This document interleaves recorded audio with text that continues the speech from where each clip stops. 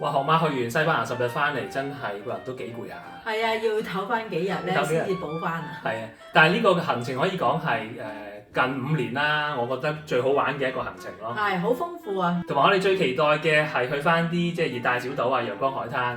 咁對上一次經驗係講緊5年前啦，就去日本沖繩，我記得。係，因為喺英國咧，真係冇乜啲咁嘅機會，係可以日日都上到30幾度嘅。係啊，所以真係都幾正，同埋幾回味啊！冇錯。係啦，咁嗱，一開始咧，我想 show 我哋少少紀念品啦。嗱，呢個就係喺西班牙喺馬略卡島買嘅一個紀念品啦吓，係。咁啊，其實係一個煎煲嗰啲水蟲嗰啲嘢啦。但係你會唔會攞嚟煎煲咧？我係唔會嘅，都咁靚係咪？咁有紀念性係啦。係嗱，咁啊西班牙嗰啲紀念品咧，其實同葡萄牙差唔多㗎。大家睇下啦，嗱呢個咧我喺葡萄牙買嘅杯墊。嗱呢個咧我會用嚟煎杯嘅，因為煎杯佢唔會話好容易花嘅。OK 嘅，OK 嘅。所以我覺得幾靚。係。同埋都有啲共通點喎，真係。花呢碌咯，花呢碌啦，啲 pattern 啊，咁樣顏色好豐富咁樣。係好色彩，所以咧其實你去到呢啲鋪頭咧，你都好難唔跌錢嘅，因為咧你會覺得哇好花呢碌啊，好靚啊，好 colourful 啊，咁咧拎咗成個人好開心。咁啊講到使錢啦，不如講下究竟我哋今次去西班牙算係窮遊啊，定係即係嘆世界咧？你覺得咧？我覺得兩樣都唔係嘅，其實。點解咧？因為如果你真正嘆咧，你係永遠都要住最好嘅酒店啦，坐嘅航班又要係好時間嗰啲啦，即係好時間啊，有嘢食啊，有嘢食啊嗰啲啦，有電視睇啊嗰啲咁。係啦，交通就一定係最好盡量租車啦。係。咁我哋又唔係喎。喂，唔係喎，嗱，我又覺得咁，即係你講話係窮遊咧。咁我哋又真係窮遊嘅喎，因為點解咧？我哋其中有一晚係坐船咧，係坐夜船，係揀最平嗰隻飛。咁啊結果係咩咧？大家通宵坐麥當勞咯，係搖緊嘅麥當勞咯。啲細路咧喺度嗌晒救命，但係你話係咪豪華咧？我覺得又係嘅喎，因為我哋去到小島嗰度咧，就係住咗幾日嘅 resort 啦，有 villa 啦，真係幾嘆嘅。係啊，早晚餐 buffet 咁，仲想點啊？咁即係又窮遊又有嘆世界嘅部分啦。啊，總之咧，成個行程啊，其實你成個感覺咧係好強烈嘅對比咯。OK， 好啦，咁啊正式開始分享下我哋嘅西班牙旅行小貼士啦。咁啊好多嘢講嘅，講下我哋即係成個旅程嘅規劃啦，交通啊、住宿啊、其他唔同嘅安排啦，仲有幾個我哋發覺自己笨咗嘅位咧，都想提大家嘅。係，等你哋唔好跟我哋咁笨啦，係嘛？係啦，咁啊，仲有講下咯喎。好，第一樣就係點解我哋去10日西班牙都只係去2個地方咧？係咯，喂，人哋玩西葡啊！玩晒2個地方都係10日嘅啫喎，你而家10日只係去咗巴塞，再加馬略卡島2個地方嘅啫喎。我哋係真係玩得比較 hea 啲嘅，係啦。其實我覺得如果即係濃縮啲咧，可能每個地方減1日，甚至多少少都得，因為有啲人好衝得好勁噶嘛，一日裡面可能去幾個景點噶嘛。我哋小島都去咗5日咯。6日啊，6日添，巴塞4日5夜。咁我哋係個行程係即係都幾鬆嘅，同埋好經典地係有一日喺巴塞咧，下晝係翻咗酒店瞓晏覺，真係奢侈。係我哋啫，朋友就繼續行街嘅。佢哋嘅戰鬥力好強。係冇錯，即係我哋即係去咗旅行咁多年啦，而家有時都係唔好搞到自己太辛苦啦。係，同埋咧喺英國都。好多時都午睡啊，所以咧去到巴塞咧，即係頭嗰2日咧，即係有早機啦，然之後去到就真係隻腳咧係行足咁滯啦，係行得多啊，真係腳痛啊，唞下應該嘅，冇錯，瞓晏覺係好習慣嚟。咁至於點解揀巴塞同馬略卡島咧？巴塞嗱，我哋其實第一次去西班牙啦，咁巴塞真係都幾吸引，係一個好靚嘅城市，我覺得。係。咁啊，未去過嘅都好值得去睇下。係啦，因為咧，其實我覺得巴塞嗰啲建築咧，即係真係你喺第二度係睇唔到。係。即係Gaudi。係啦，嗰個上一集有講啦，係一個好出名嘅建築師、設計師咁樣樣。我甚至覺得巴塞有機會仲靚過巴黎添。我覺得係啊，係啊，即係佢有啲咁特別嘅建築，同埋佢唔係淨係即係我哋睇嗰幾棟係特別嘅，佢係其他咧，唔係呢個設計師設計嗰啲樓啦，佢都係好靚，overall 係成個市容係好靚嘅，冇錯，好有即係設計藝術嗰個氣息。係咁，另外咧，我哋點解會揀西班牙咧？其中一個原因就係我哋想游水，係好耐即係未試過咁熱啦。係咁喺英國咧，今年嘅夏天都真係即係令我哋係啊，令我哋真係落唔到水。咁去到西班牙，再加上我哋好耐都冇去過啲陽光海灘啲小島啦，咁所以我哋咧就不如咁啦，人多少少日子去小島嗰度嘆下啦。咁而巴塞配搭呢一個 Mallorca 咧，馬勒卡島都係一個即係我諗都 popular 嘅路線啦，因為其實坐日選咧就5個零鐘去到嘅，咁我哋就揀咗夜選，咁陣間會繼續講下，係啦。咁所以係成個行程，我覺得我哋係都幾 balance 嘅。首先係觀光為主啦，行街啦，辛苦係啦，辛苦少少啦，食嘢啦。咁跟住後半行程咧就係好 relax 㗎，即係住 resort， 跟住喺海灘玩啦，食又喺酒店 buffet 啦，即係唔使點傷腦筋，但係又可以即係好豐富嘅成個每日嗰個行程。冇錯。係啦，好咁啊，第二個問題啦。點解會喺 Gatwick 同埋 Luton 上落機咧？係原因第一個嘅啫，就係平。係嗱，其實咧，我哋揀機票嘅時候咧，都係喺機票嗰啲格價網咧就格價啦。咁就佢出嗰啲時間，我哋考慮兩樣嘢嘅。第一考慮價錢，第二考慮航班嗰個起飛時間。咁就即係你知啦，如果我哋坐廉航嗰啲咧，通常都係一係就超早，一係就超夜咁樣嘅。咁所以咧，我哋喺度揀航班嘅時候，都會因應嗰個時間去揀。咁最終我哋就即係結合到呢兩個地方嘅即係上落機咧，個時間係最好嘅，而且個價格係都算係相宜，所以我哋就咁樣選擇啦。幾錢一個人啊？200零磅到咯，來回。係啦。咁我哋去程坐間就好似叫做係 Vueling 啦。我唔識讀咯。唔 sure 咁讀啦。 E 字頭啦。係啦 ，B 字頭。廉航嘅。係啦，回程就係 EasyJet。係啦。咁另一個考慮就係行李嘅，因為去呢啲熱帶地方就夏天衫啦，咁行李又唔多。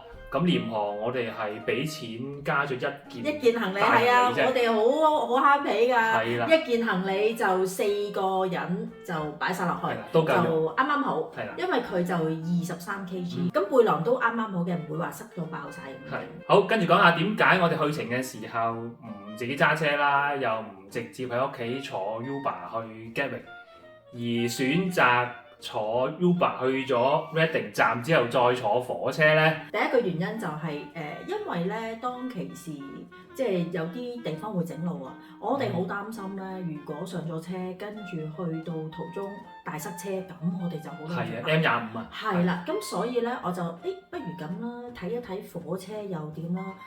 唔睇就由自我，一睇咧，哇！有驚人嘅發現就係佢做緊特價。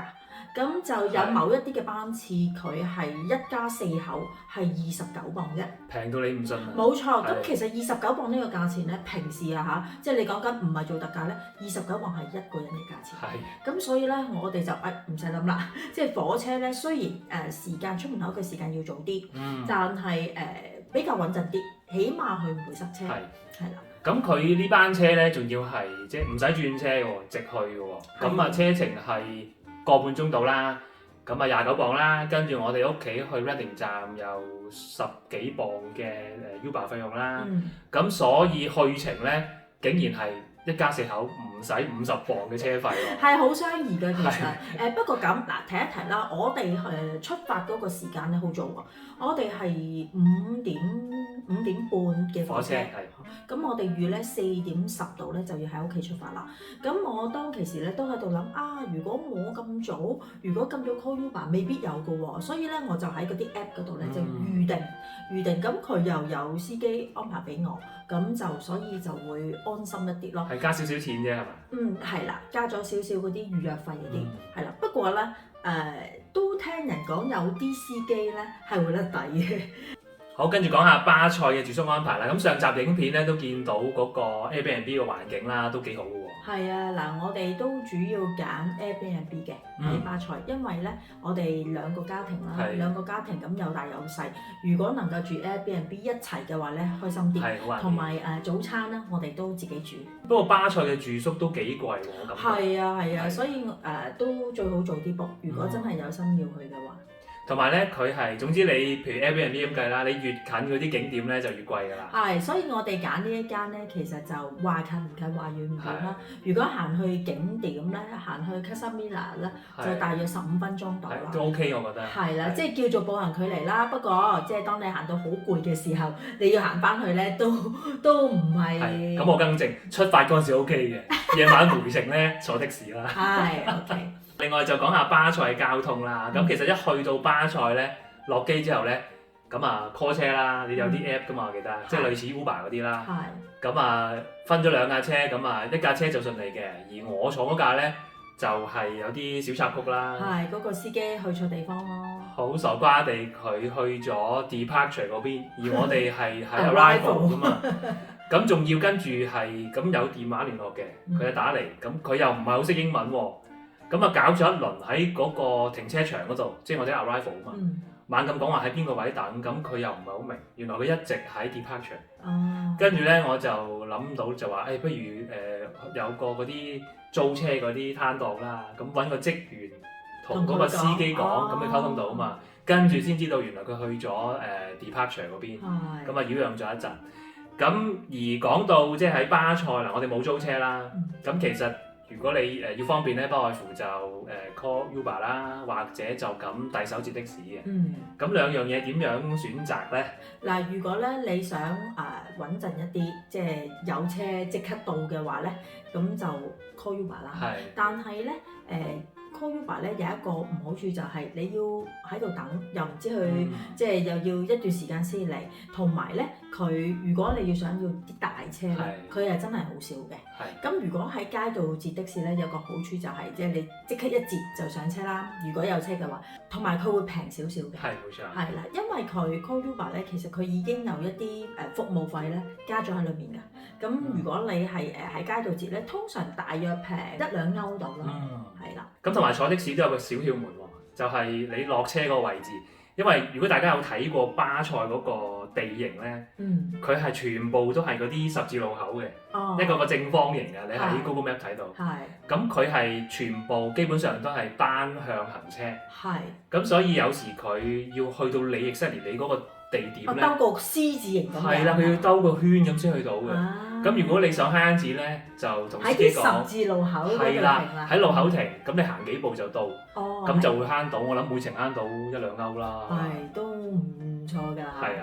咁除咗 Uber 的士，咁我哋都坐過地鐵啦，巴士都有朋友有坐到嘅。係啦。但係地鐵我哋笨咗喎。係啦，咁跟住就想同大家講講啦，我哋有4個位咧，今次喺西班牙旅行咧，係覺得自己係笨咗嘅，咁警惕一下大家啦。第一樣就係啱啱講到坐的士啦，咁其實有一啲的士咧，佢係唔收卡嘅喎，係要俾 cash 嘅喎。係啊，因為嗱話説咧，我哋即係我銀包嗰個歐羅現金就唔係好多嘅，係啦，咁跟住嗰日咧就即係 call 的士又冇喎，等咗好耐都冇，突然間有一架經過喎，即刻截，佢又上到車我哋，但係上到車死啦，我望嚟望去成架車，點解好似冇收錢嗰部機嘅？咁然之後我就問咗司機啦，可唔可以收卡啊？定係 cash only？ 點不知佢答我 cash only。哇！我即刻滴汗，因為點解咧？我個銀包咧其實得有20歐啊嘛，20歐係啦。咁跟住咧，但係我都有個預算嘅，就係大約嗰程咧係10歐左右。咁跟住我就一路求神拜佛，千祈唔好塞車，塞車就弊家伙啦！你超過20歐，我唔知點算咁啊。不過其實都唔係嘅，如果真係冇錢嘅話，我諗落車去撳機咯，係啦。咁但係即係最終係有驚無險咯。係啦。咁而所謂笨咗嘅地方就係我哋冇預先帶多啲嘅 cash 啦，而去到當地咧，雖然我哋用緊嘅 Monzo 卡啦，我哋都有推介啦，另外有用Wise啦，兩間都講明喺EU 當地撳錢咧係冇手續費嘅，但係去到咧當地銀行係會收嘅。係啊，咁所以咧嗱喺西班牙係咁啦，喺葡萄牙咧亦都收喎。咁但係咧喺法國我哋就冇收，所以咧如果下次咧大家去開法國咧，撳定啲歐羅，紮定袋先噶嘛。係，或者你真係出發前咧喺英國揾找換店換定少少歐羅先咯，咁就去到冇咁論盡咯。咁而我哋其實去到機場啦，跟住去到市內嘅一啲櫃員機咧，試過好多部。都係收錢嘅，我諗起碼要收你幾歐嘅手續費，仲要有時佢係即係佢俾埋個匯率你嘅喎，佢幫你去轉換嘅。譬如我 mon 數，佢個匯率係啦，譬如我 mon 數係 suppose 佢自動兌換嘅嘛，咁櫃員機係要用佢個匯率，我見過係好差嘅。成個歐洲其實好大部分咧都係用卡都 OK 嘅，咁你有少部分譬如話頭先我講嘅部分的士啦，同埋你如果你買啲小販檔啊、小販攤檔，咁嗰啲就會收現金㗎啦。嗱，第二個笨咗個位咧就係我哋有搭 metro 啦。咁起初我哋真係唔知嘅喎，全部按人頭買單程飛，張飛買，佢一個單程都貴㗎，2歐幾一程啊，坐幾個站咁樣就冇咗2歐幾。係，每一程係2.55歐啊。係啊，咁即係話我哋如果一家4口咧，就10歐㗎啦，差唔多。係啊，10歐幾。咁啊，其實知道佢有嗰啲日票嘅，但係我哋又唔係真係搭好多地鐵或者巴士咁啊，所以冇買啦。咁後來搭咗1-2次之後咧，就唔知點解有一次走去問職員有冇啲咩優惠，跟住佢就好好喎，帶我哋去嗰部機度教我哋嗱，你咁多人咧，你應該買呢一個叫做一票多程嘅飛。係。咁啊，大約係11-12歐咧，係可以坐8程嘅。係。咁而且係可以你咪一張飛篤完一個入，再篤第二個入。係啦，即係話譬如話，如果我哋一行8人。咁我哋就可以買呢一款，咁就大約係11歐到，就已經可以搞掂晒。其實差唔多半價咁滯。大約係1歐4-5咁上下啦，即係每個人平咗成歐㗎。係啊，一個1歐，我哋一家4口就4歐㗎啦。係啊，你坐多幾次，即係幾襟計嘅條數。係啊。係。跟住講埋第3個笨咗少少嘅位啦，就係有關簽卡嘅。咁喺當地簽卡咧，嗱，譬如我用 mon 數，咁啊一路都嗰個優點就係。其實佢會自動將我嘅戶口裏面嘅英鎊咧，我幾時簽佢就即時用翻信用卡嗰個匯率去轉做歐元咁樣俾錢㗎嘛。係。咁啊唔使預先唱定好多歐元喺度有用剩咁樣樣。咁但係喺當地碌卡咧，佢有時嗰部機咧係會 prompt 你，究竟你想俾英鎊啊定係俾歐元嘅。係。咁如果你唔出聲，跟住個侍應又唔話你知，佢就幫你揀咗用英鎊去俾咧。就會用咗佢嗰個匯率去俾錢啦，咁就爭好遠嘅喎。係，咁我哋因為試過有一次咧，真係咁樣樣，個侍應冇問到，佢就自己好快咁撳咗英鎊。咁嗰個匯率爭幾多咧？嗱，平時咧我哋就咁，即係如果撳歐羅嘅咧，就0.86。係，咁嗰日咧就係0.9。0.9爭幾%喎，真係。係啊，所以大家一定要小心。係啊，要留意啊，特別你大額嗰啲啦，你真係提個侍應，我係俾歐羅嘅。唔好撳英鎊咯。係。第4個笨咗個位咧，大家估唔到啊！真係我哋喺英國住咗咁耐咧，係咪叫種壞咗啊？應該係。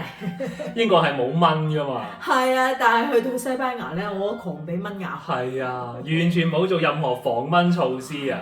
唉，冇啊，焗咬啊，真係，即係防蚊措施冇啦，亦都自行措施都冇。係啊。係。咁啊，尤其是去到小島，我覺得去到小島咧。有時着拖鞋咁樣出去行啊，跟住喺餐廳食嘢，有時 outdoor 㗎嘛，成腳巴斷係。哇！食完嗰餐飯之後，嗰晚隻腳痕到幾多蚊啊？你都好啊，痕1日，我痕幾日㗎嗰啲蚊啊。因為主力咬你多啲。係啊。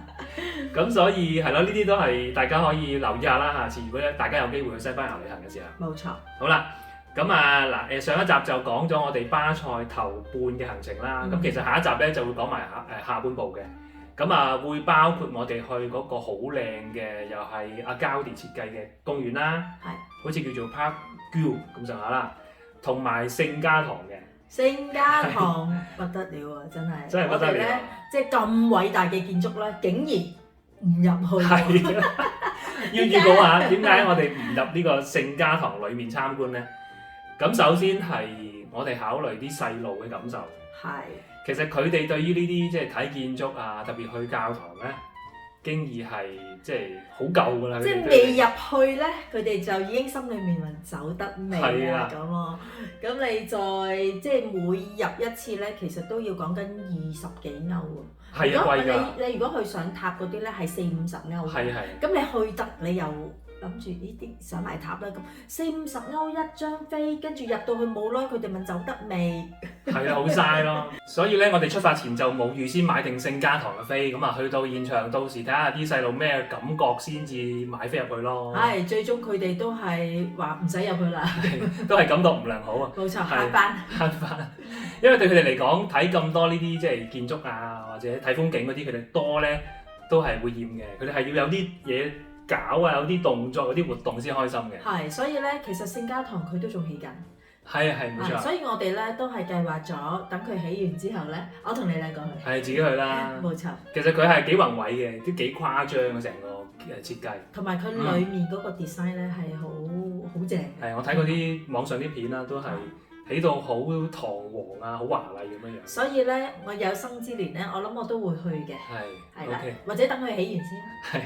好，跟住就講下我哋今次行程嘅一大亮點，就係坐夜船啦，通宵咁坐。哇！呢個過程咧，真係畢生難忘。係，因為真係都幾辛苦嘅體驗嚟嘅。係啦，咁啊我哋就真係成晚咧係坐喺度嘅啫，即係冇床瞓，亦都冇一啲好正經嘅可以挨嘅位。所以我之前咪話啦，你當自己喺麥當勞，仲係搖住嘅麥當勞坐通宵咯。咁其實咧，我哋喺開頭咧計劃呢一個夜船嘅行程咧，其實諗得好漂亮㗎噃。係冇錯，嗱個故事係咁嘅。一開始咧，我係想有一啲唔同嘅體驗啦。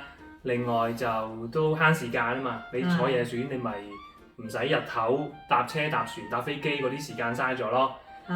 咁啊〜亦都有諗過咧，喺船上邊咧係 book 啲房俾大家瞓嘅。係啊，開頭你同我講坐夜船嘅時候咧係有房瞓㗎，即係俾你呃咗最終。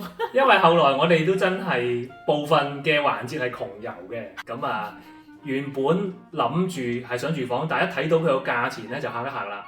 而家咧我哋最 basic 嗰啲船飛咧係除翻開大人細路咧係20磅一個人。係，如果你瞓房咧，係講緊80-90磅一個人。一個人喎，哇！咁呢個差價都真係幾勁喎。係啊，仲要係其實個船程係7個零鐘，咁你就算有房，你支支整整啊，可能又食下嘢啊，參觀下，實際瞓得係4-5個鐘，仲要你未必瞓得着。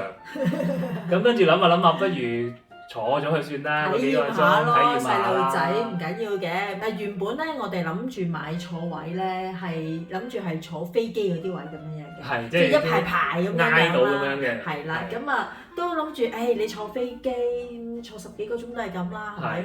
今日點不知？點不知嗱？其實佢船飛個網站咧，佢真係 show 咗嗰啲位喎，即係似飛機嗰啲位喎。咁但係佢又冇講得好清楚，係究竟買邊隻先係坐嗰啲位。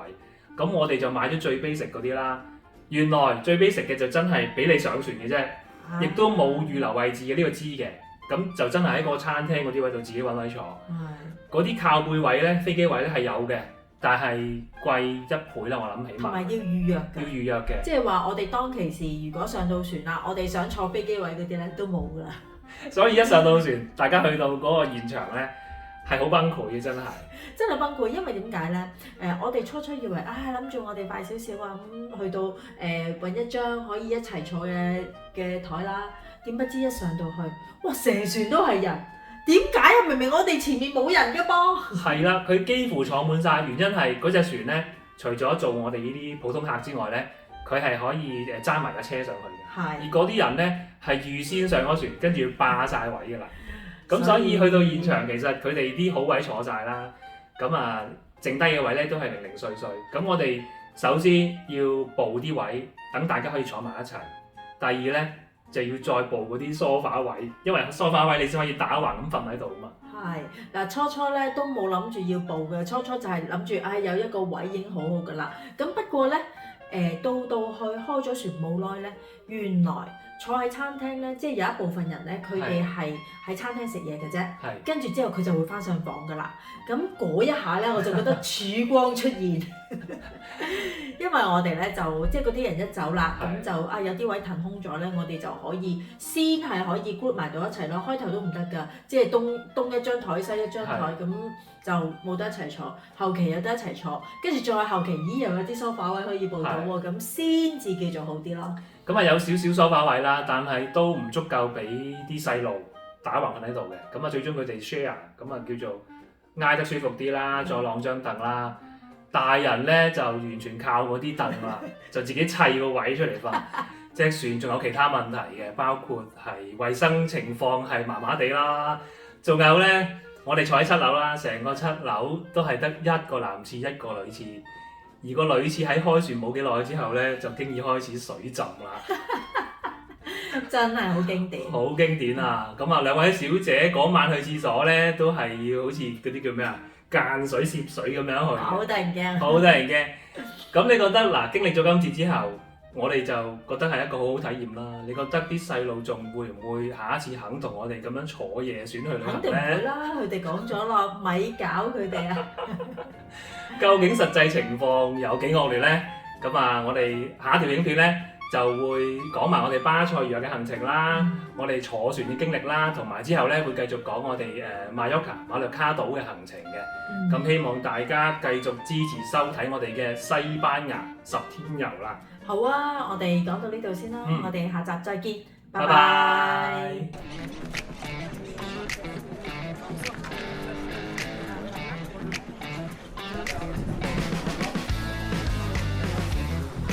哇！呢個真係打卡位喎，呢個。